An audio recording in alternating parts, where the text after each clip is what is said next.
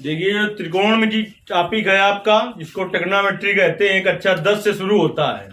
11 में भी मिलेगा, 12 में भी मिलेगा, और आगे जब आप मैथ लेंगे तो वहां पर भी मिलेगा। बहुत ही महत्वपूर्ण टॉपिक है। तो जैसे कि इस टॉपिक का नाम है, आप जानते हैं त्रिकोणमिति, लेकिन आप ये नहीं, कोई अगर तुमसे पूछ ले त्रिकोणमिति किसे कहते हैं तो आप नहीं बता पाते हैं। तो आज का जो वीडियो होगा वो कक्षा 10, 11, 12 तीनों ही क्लासों के लिए बहुत ही महत्वपूर्ण होगा। कुछ हम आपको वो चीजें बताएंगे जो आप पुराने जमाने से सीखते चले आए हो, जो आपको सब व्यक्ति बताते हैं। यानी वो इसको कहते हैं 2G ट्रिक है, वो 3G है, 4G है। आज हम आपको बताएंगे 7G ट्रिक। तो पहले वो भी बताई जाएगी और आपको नया भी कुछ सीखने को मिलेगा।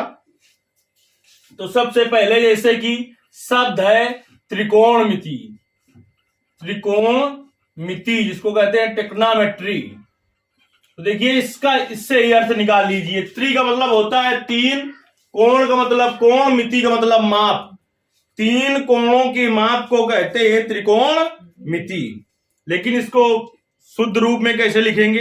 लिखेंगे त्रिकोणमिति गणित की वह शाखा है। पहले देखिए, त्रि का मतलब तीन, कोण का मतलब कोण, मिति का मतलब माप। तीन कोणों की माप। तीन कोण किसमें होते हैं? त्रिभुज में। यानी त्रिकोणमिति के अंतर्गत हमें एक त्रिभुज पढ़ना है, वो भी समकोण त्रिभुज। पूरी त्रिकोणमिति में कैसा त्रिभुज पढ़ना है? समकोण त्रिभुज पढ़ना है। ये भी हमने निश्चित कर दिया कि त्रिभुज पढ़ना है, वो भी कैसा? समकोण त्रिभुज पढ़ना है। तो देखिए, तीन कोणों की माप को त्रिकोणमिति कहेंगे, लेकिन इसे गणितीय रूप में कैसे बिल्कुल शुद्ध रूप में लिखेंगे त्रिकोणमिति गणित की वह शाखा है जिसके अंतर्गत त्रिभुज या त्रिभुज से बने बहुभुज का अध्ययन किया जाता है। सिलेट को मुंह लगे नहीं है। देखिए, जब हमने कहा त्रिभुज या त्रिभुज से बने बहुभुज का अध्ययन किया जाता है, तो बहुभुज कैसे बनेगा वो देख लीजिए।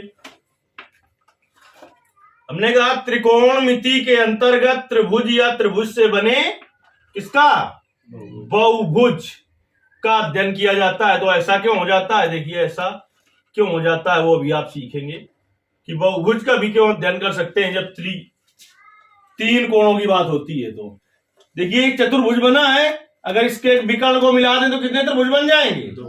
दो। तो इसका भी अध्ययन हम त्रिकोणमिति के अंतर्गत कर सकते हैं। तो त्रिकोणमिति गणित की वह शाखा है जिसके अंतर्गत त्रिभुज या त्रिभुज से बने बहुभुज का अध्ययन किया जाता है। और हमने आपको बताया कि त्रिकोणमिति के अंतर्गत क्या पढ़ना है आपको? त्रिभुज तो पढ़ना है, लेकिन किस त्रिभुज पर पढ़ना है? सब कुछ समकोण त्रिभुज पर। तो चलिए आते हैं, हम यहाँ पर ए, यहाँ पर बी और यहाँ पर सी लिख देते हैं। तो ये क्या अंश का कोण है? 90 अंश का कोण है। 90 अंश के कोण के सामने की भुजा ही क्या होती है? कर्ण होती है। लेकिन अगर थीटा इधर है, कर्ण हमेशा समकोण त्रिभुज में फिक्स रहता है, लेकिन आधार और लंब थीटा के अनुसार बदलता रहता है। अगर थीटा यहाँ पर है तो हमेशा थीटा के सामने की भुजा लंब और थीटा से जुड़ी हुई भुजा आधार होती है। थीटा से जुड़ी हुई भुजा आधार होती है। अगर थीटा बेटा इधर हो, थीटा यहाँ पर हो, तो थीटा के सामने की भुजा क्या हुई? ये। तो फिर ये लंब हो जाएगा, तो फिर ये लंब हो जाएगा और ये क्या हो जाएगा? आधार। लेकिन कब? जब कोण सी की तरफ से देखेंगे तब। यानी थीटा कोण सी पर होगा तो ये लंब और ये आधार होगा, और अगर थीटा कोण कहां पर है? ए पर है, तो ये आधार और ये लंब होगा। बात समझ गए? मतलब यहां से ये निष्कर्ष निकला कि कर्ण हमेशा वही रहता है, लेकिन लंब और आधार थीटा के अनुसार बदलते रहते हैं। अब देखिए, त्रिकोणमिति अनुपात की बात आई। ये तो आपने सुना होगा कि त्रिकोणमिति अनुपात 6 होते हैं। वो हम बताते हैं कौन कौन से 6 होते हैं त्रिकोणमिति अनुपात। त्रिकोणमिति अनुपात 6 होते हैं। कौन कौन से? साइन, अगर थीटा है तो थीटा, फाई है तो फाई, साइन, कास, टैन, काट, सेक और कासेक। ये क्या है? त्रिकोणमिति अनुपात। कितने होते हैं? 6। लेकिन कोई तुमसे पूछ ले त्रिकोणमिति अनुपात किसे कहते हैं, तो त्रिभुज की भुजाओं में जो अनुपात होता है वही त्रिकोणमिति अनुपात होता है, क्योंकि छहियों त्रिकोणमिति अनुपात में लंब, आधार और कर्ण इनका अनुपात ही बताया जाता है। तो त्रिकोणमिति अनुपात किसे कहते हैं? त्रिभुज की भुजाओं, लंब, आधार और कर्ण में जो अनुपात होता है उसे क्या कहते हैं? त्रिकोणमिति अनुपात कहते हैं। और त्रिकोणमिति अनुपात कितने होते हैं? 6। पहले हम आपको वो विधि बताएंगे, कौन सी विधि जो आप पहले से पढ़ते चले आए हैं, 2G ट्रिक उसको हम कहते हैं। लंब को L से लिख दिया, आधार को A से लिख दिया, कर्ण को K से लिख दिया, और यहां पर लिख दिया हमने लाल बटे कक्का। क्या लिख दिया? अब पहला त्रिकोणमिति अनुपात उठा रहे हैं हम साइन, और ये कोण थीटा है, तो साइन थीटा बराबर L बटे K। L का मतलब लंब, K का मतलब कर्ण। साइन थीटा बराबर क्या हो गया आपका? लंब बटे कर्ण। आगे जाओगे काश थीटा मिल जाएगा। A बटे K, A का मतलब आधार, K का मतलब कर्ण, तो क्या हो गया? आधार बटे कर्ण। आगे आप जाओगे क्या मिल जाएगा? tan थीटा तो लिखा है L बटे A, L बटे A यानी लंब बटे आधार। आगे जाओगे क्या मिल जाएगा? काट मिल जाएगा। काट थीटा बराबर हम तुम्हें बता दें होता है 1/tan थीटा, यानी tan का उल्टा काट होता है। कर दो उल्टा, आधार बटे लंब, आधार बटे लंब। ठीक, इसके बाद सेक थीटा, इसके बाद क्या? Sec theta. सेक थीटा बराबर होता है 1/cos थीटा, कास का उल्टा सेक। कर दो कास का उल्टा, तो आधार बटे कर्ण है, तो क्या हो जाएगा? कर्ण बटे आधार। फिर कासेक थीटा बराबर क्या हो जाएगा? 1/sin थीटा, साइन का उल्टा कासेक, तो साइन वाले का उल्टा कर दो, कर्ण बटे लंब। ये आपने बहुत बार सीखा होगा ना। लेकिन अब 2G और 3G का जमाना नहीं है, 4G का जमाना भी खत्म हो गया, 5G का है। तो हमें 5G नहीं 7G पर चलना है। अब किस पर चलना है? 7G पर, यानी कुछ नया सीखना। ये तो बहुत घिसा पिटा हो गया। चलिए थोड़ा नया हम आपको सिखाते हैं।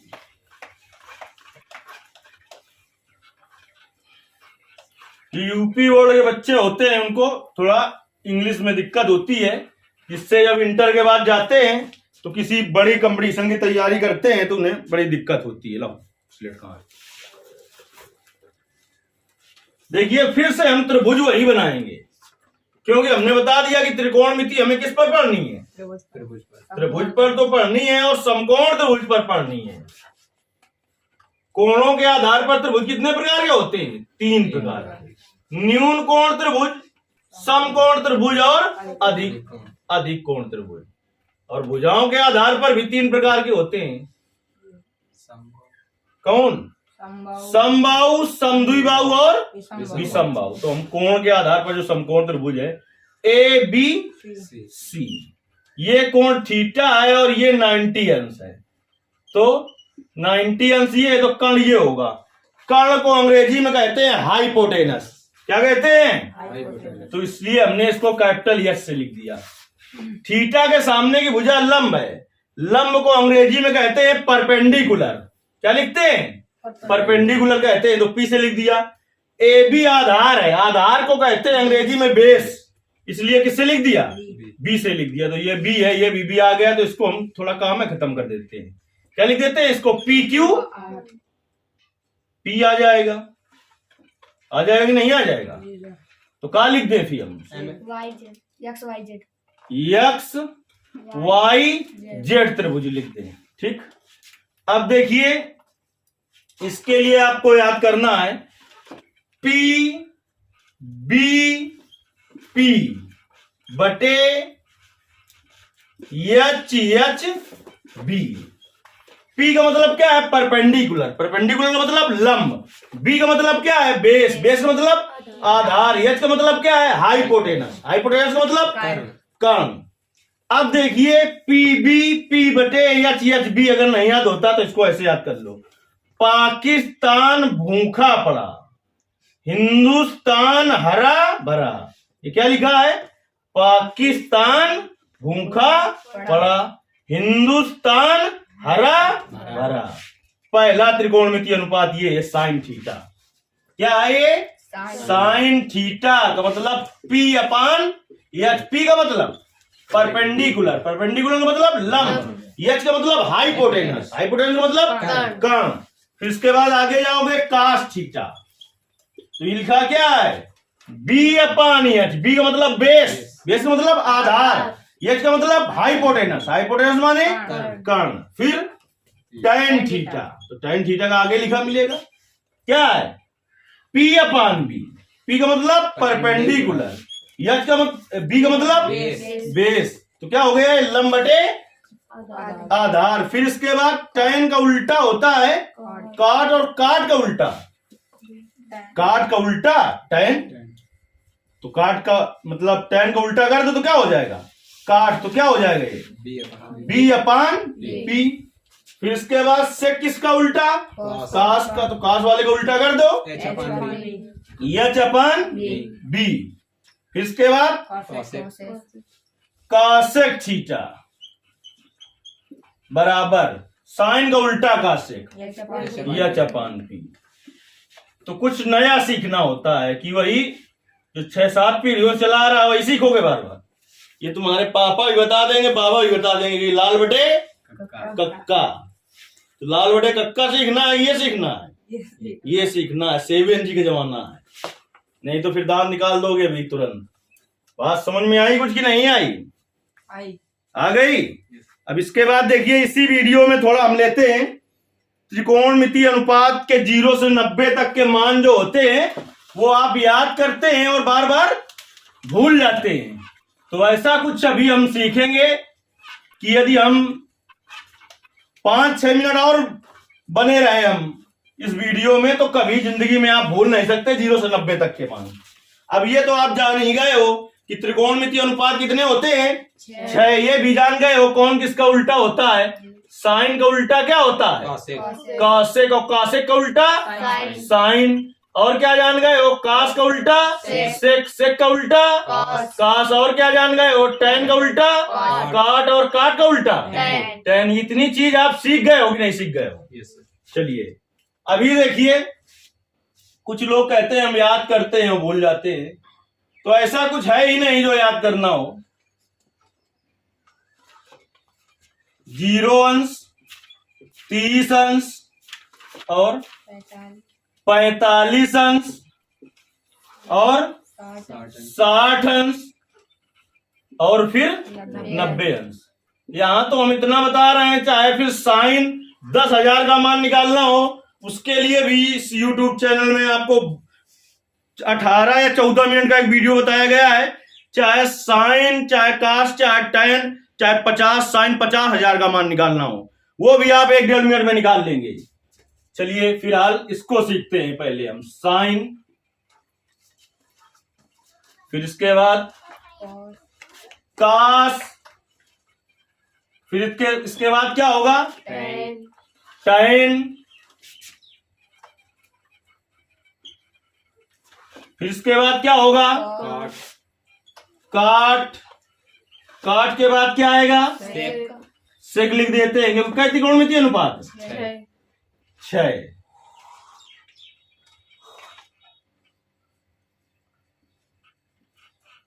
और उसके बाद क्या लिख देंगे? एक और रह जाएगा, उसको भी लिख देंगे। यहां पर सेक और यहां पर कासेक। और थोड़ा सीख लेते हैं एक चीज कि टैन थीटा बराबर क्या होता है? साइन थीटा बटे कास थीटा। और काट थीटा बराबर क्या होता है? टैन का उल्टा होता है कास थीटा बटे साइन थीटा। अब देखिए आपको कुछ नहीं याद है, लेकिन ये याद होगा कि 1 2 3 4 5 चीजों की जरूरत है। 0 से लिखना शुरू करो। 0 फिर क्या होगा? 1, फिर 2, फिर 3, फिर 4। कैसे हो गए अंक? 1 2 3 4 और 5। सब में 4 से भाग दे दो। सब में क्या करोगे? 4 से भाग दे दो तो 0 का भाग दो कितना आएगा? 4 का भाग दो 0 में 0 आएगा। 1/4 ही रहेगा। फिर सबसे पहले आपको हमने क्या किया, ऐसे समझ लीजिए। सबसे पहले हमने 0 से लेकर 4 अंक तक की संख्याएं लिखी। सभी संख्याओं में 4 से भाग दे दिया। सब में रूट लगा दो। सब में क्या लगा दो? रूट लगा दो। अब देखिए इसको सरल कर लो। 4 का भाग दो 0 में 0 आएगा। 1 का वर्गमूल 1, 4 का वर्गमूल 2। पहले इसको काट लो तो 1/2। 1 का वर्गमूल 1, 2 का रूट 2। अब इसमें देखिए 3 का वर्गमूल √3, 4 का वर्गमूल 2। इसमें 4 से 4 कट जाएगा, 1 बचेगा। 1 का वर्गमूल 1 और 0 का वर्गमूल क्या होगा? 0। यही मान उठा के रख दो यहाँ पर। 0 फिर क्या है? 1/2 फिर 1/√2 फिर √3/2 फिर 1। बताओ इतने में कुछ दिक्कत? साइन 0 का मान 0, साइन 30 का मान 1/2, साइन 45 का मान 1/√2, साइन 60 का मान √3/2, साइन 90 का मान 1, इसके पीछे से लिखते चले आओ। पहले क्या है? 1, फिर क्या है?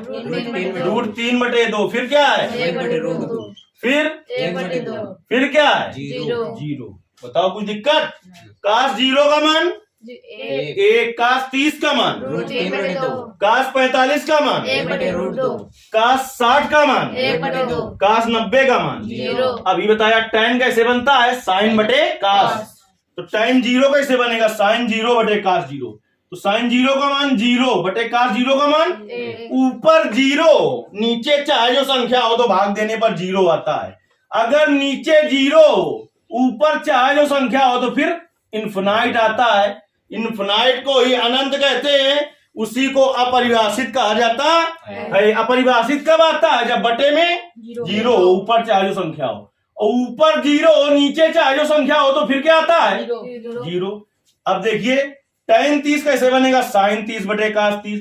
तो 1/2 बटे √3/2 करो, बार बार गुणा होगा, 2 से 2 कट जाएगा, कितना आ जाएगा? इसके बटे ये करोगे पूरा पूरा कट जाएगा 1। इसके बटे ये करो 2 से 2 कट जाएगा। 1/0 बटे में 0 आया तो क्या हो गया? इसका उल्टा कर दो, पलटा दो। tan का उल्टा क्या होता है? काट। इसके बटे कुछ नहीं तो 1 है। 1/0 क्या हो जाएगा? 1/0 0 हो जाएगा। हमने कहा है बटे में 0 हो तो क्या आता है? अपरिभाषित। इसका उल्टा करो। इसके बटे कुछ नहीं तो 1 है। 1/1 फिर से 1 हो जाएगा। ये कैसे? इसके बटे कुछ नहीं है तो क्या है? 1 तो क्या हो जाएगा? 1/√3। फिर इन्फिनाइट कैसे बना? 1/0 लिखा रहा है तो इसका उल्टा करो, 0/1 तो क्या आएगा? 0। ठीक, चाहे इसके पीछे से लिखते चले जाते हैं। इन्फिनाइट फिर √3 फिर 1 फिर 1/√3 फिर। इतनी बात समझ में आएगी नहीं आएगी? अब से किसका उल्टा होता है? काश का। इसका उल्टा करो। इसके बटे कुछ नहीं तो 1 है, फिर उल्टा करो तो 1/1 1 ही होगा। इसका उल्टा करो 2/√3। इसका उल्टा करो √2। इसका उल्टा करो 2। इसके बटे कुछ नहीं तो 1 है। 1/0 क्या हो जाएगा? इन्फिनाइट। साइन का उल्टा कर दो, कासेक हो जाएगा। इसके बटे कुछ नहीं तो 1 है तो 1/0 क्या हो जाएगा? इन्फिनाइट। फिर इसका उल्टा करो, इसका उल्टा करो, फिर इसका उल्टा करो, उसका उल्टा करो। इसके बटे कुछ नहीं तो 1, 1/1 का उल्टा 1/1 कितना आएगा? चाहे इसका इधर से पीछे लिखते चले जाओ। इन्फिनाइट फिर 2 फिर √2 फिर क्या आया? 1। देखिए 0 से 90 तक के मान जिसने समझ लिया होगा अब उसे कभी रटना नहीं पड़ेगा कि रट्टा मारो कि tan 90 का मान इन्फिनाइट तो काट 60 का मान कितना, फिर रटो रात दिन। ऐसा कुछ जिसने समझ लिया होगा जिंदगी में अब कभी रटना नहीं पड़ेगा। ऐसे ही 54 सूत्र की सारणी हम पहले भी बना चुके हैं और वही वीडियो अब तक इस YouTube में सबसे हिट वीडियो है, जिसमें कि 4576 व्यक्तियों ने उस वीडियो को देखा है। 4576 व्यक्तियों ने। उसको एक बार फिर से हम समझा देंगे। बहुत जल्द वो वीडियो बता दिया जाएगा जिसके द्वारा आपको कक्षा 10 11 के साथ 12 की भी गणित में, 11 की गणित में बहुत सहायता मिलेगी, क्योंकि वहां पर निकालना होगा, कहीं लिखा होगा कासेक माइनस 1410 अंश का मान निकालो, तो उसी के द्वारा निकालेंगे। लेकिन इन मानों की भी जरूरत वहीं पर पड़ेगी। जब हल करने के बाद पता चलता आ जाता है कासेक 30, सबको हल करते करते चले जाए तो क्या आ जाता है, मान लो कासेक 30, तो कासेक 30 का जब मान पता होगा तभी तो कर पाओगे। तो इसलिए ये वीडियो भी त्रिकोणमिति के लिए बहुत ही महत्वपूर्ण वीडियो है। ऐसे ही बहुत सारे महत्वपूर्ण वीडियो यदि आप पाना चाहते हैं, गणित को रटना नहीं सीखना चाहते हैं, गणित से तुम खेलना चाहते हो, गणित तुम्हें नहीं खिलाना चाहती है, तो ज्यादा से ज्यादा लोगों को इससे जोड़िए, जिससे आपका तो भला हो और उनका भी भला हो। धन्यवाद। अगले वीडियो के साथ बहुत जल्द ही मिलेंगे।